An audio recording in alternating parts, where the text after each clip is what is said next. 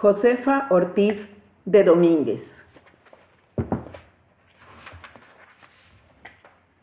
La corregidora de Querétaro, doña Josefa Ortiz de Domínguez, es la más conocida, la más recordada de las heroínas de México. Nació en la capital del Virreinato de la Nueva España el 19 de marzo de 1771, hija del capitán del regimiento de los Morados, don Juan José Ortiz, y de su esposa, la señora Manuela Girón. Al quedar huérfana, fue a hacerles compañía a las señoritas González, que habitaban la casa número 25 de las calles de Santa Clara, y quedó bajo la patria potestad de su hermana mayor, María Sotero, a quien el 16 de mayo de 1789 solicitó del Real Colegio de San Ignacio de Loyola, mejor conocido por el Colegio de las Vizcaínas, un lugar para Josefa, el cual le fue concedido a partir del día 30 del mes y años citados, mayo del 89.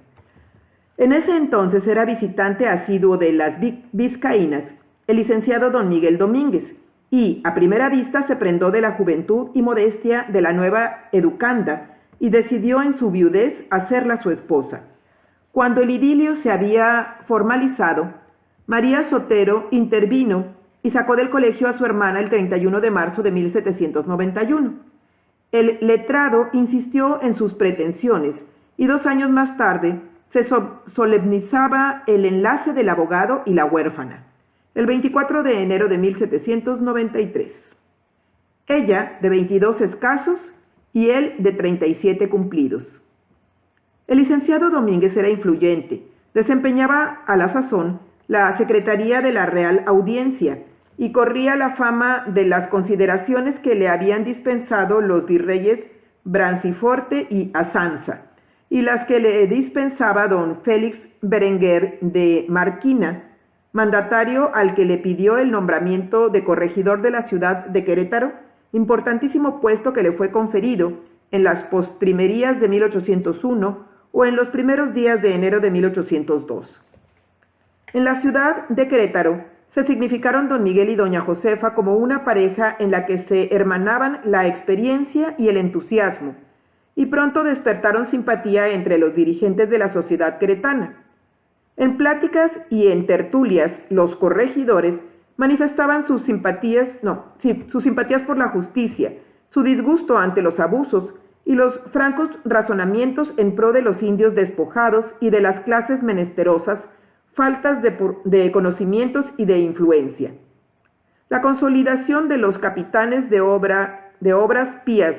obligó al corregidor a formular enérgicas representaciones ante el Tribunal de Minería, y las quejas llegaron hasta el virrey, donde José de Iturrigaray, que le suspendió en el puesto, lo concentró en México y lo retuvo a su lado en los angustiosos meses de agosto y septiembre de 1808. Entonces oyó el licenciado Domínguez la conveniencia de organizar el virreinato de acuerdo con las doctrinas democráticas, representativas e igualitarias. Al volver a Querétaro y cambiar impresiones con su esposa, propiciaron las reuniones de la casa número 14 de la calle del Descanso, de la casa número 4 de la calle de la Cerbatana, y aún las que se improvisaban en el propio comedor y en la sala de su casa habitación. El capitán del regimiento de dragones de la Reina, don Ignacio Allende, cortejaba a una de las hijas de los corregidores, y de los cambios de impresiones que tuvieron con él, se formó lo que en la historia nacional se llama la Conjuración de Querétaro, en la cual participaban abogados, militares, burócratas, comerciantes, etc., y en la que se significaba por su fe, su entusiasmo y lo incontenible de sus ansias libertarias, doña Josefa Ortiz de Domínguez. La Conjuración de Querétaro, al llegar el mes de septiembre de 1810, fue objeto de 5 diversas denuncias, y una de ellas, la de Francisco Bueras, al juez eclesiástico Rafael Gil de León, hizo que el comandante militar García Rebollo ordenara al corregidor Domínguez el cateo de domicilios y la aprehensión de don Epigmenio y don Emeterio González, a quienes hallaron en su comercio de abarrotes, lanzas, pólvoras y balas. Era el 14 de septiembre cuando doña Josefa, encerrada con llave por su esposo el corregidor, Llamó desde su recámara en forma convenida al alcaide Ignacio Pérez.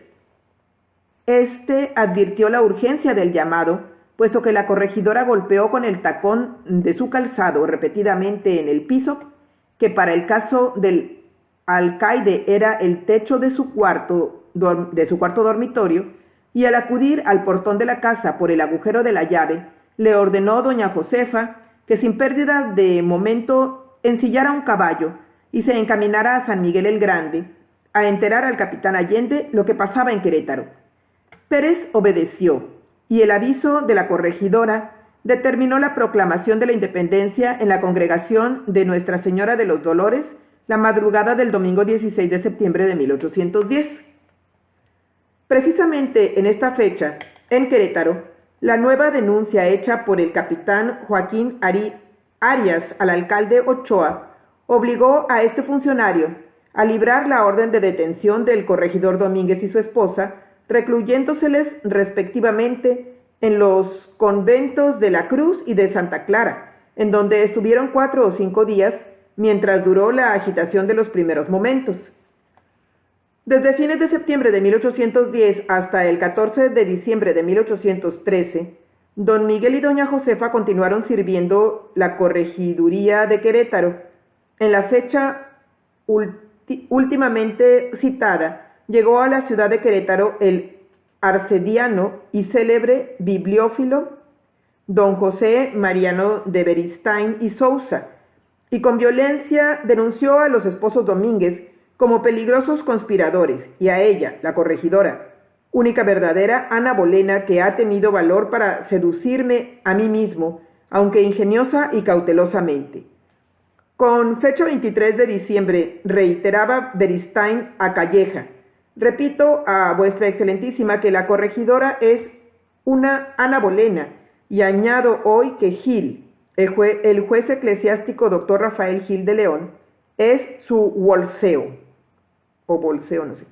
El virrey Calleja envió a Querétaro al licenciado Lopetegui para que enjuiciara y destituyera al corregidor Domínguez, y ordenó al coronel Cristóbal Ordóñez que al pasar con el convoy de San Luis Potosí a México, aprehendiera en Querétaro a la corregidora y la llevara al convento de Santa Teresa de la capital, lo cual fue ejecutado al inicio de 1814. Fue entonces cuando doña Josefa exclamó: «Tantos soldados para custodiar a una pobre mujer, pero yo con mi sangre les conformaré un patrimonio a mis hijos. Les formaré un patrimonio a mis hijos».